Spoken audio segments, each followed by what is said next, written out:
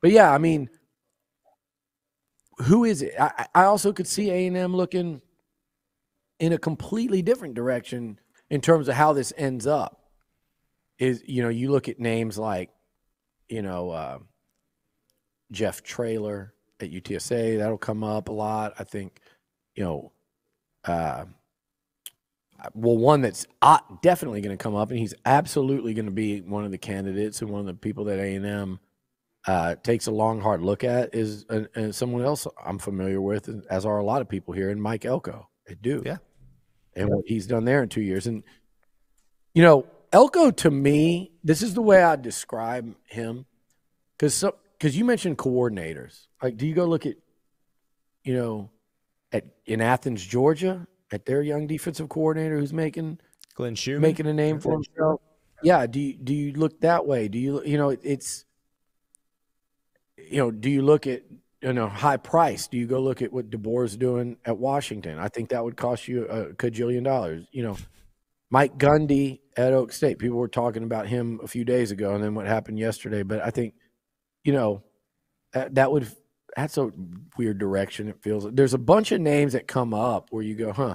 Elko's one of them, though. That Elko and Traylor are a couple that I think you have to take a long look at. But I think there's also going to be some of those unexpected names, you know, like Andy, I'm just all over the place with this. Like, do you go look at, like, I'm just thinking of somebody like that's been a coach for a while, like a Chip Kelly or like somebody that when Brian Kelly took the LSU job, we didn't know he was available, but he was available. Exactly. So, yeah. I could definitely see this job drawing somebody like that because it obviously can pay well. The resources are good. You're near a bunch of really good recruits. So it has all the bells and whistles. Yeah. Yeah. And let me tell you this, what I was going to say about Elko. You talk about like coordinators and stuff, right? I don't feel like there's more than one, maybe two, like right now, that are like something. You name all these really successful coordinators that have stepped up. Well, Lane Kiffin had been head coach at USC and Tennessee. You know, Steve Sarkisian had been a head coach at Washington and USC, and both of them had won national titles calling plays for Nick Saban.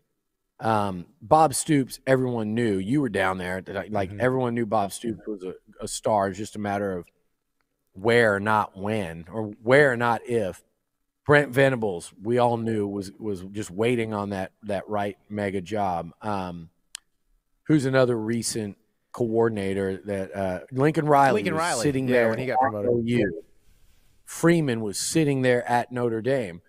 There's nothing really. Kirby Smart was just biding his time for Georgia at Alabama. Could have had 80 jobs in the interim. To me, Elko actually, if you're thinking of like, where's that coordinator, you know, ain't too bad A&M doesn't have that like groomed up from within. That's Mike Elko. The bonus is, oh, by the way, he got to go, you know, go through the ropes of being a head coach at a Power 5 program for a couple of years if you were able to get him. So to me, he kind of is a multi-category, to quote one of my, I don't know if you've ever seen Summer of Sam, and they've got the list, or they're trying to see who the killer is, and this one guy, he said, he's a multi-category.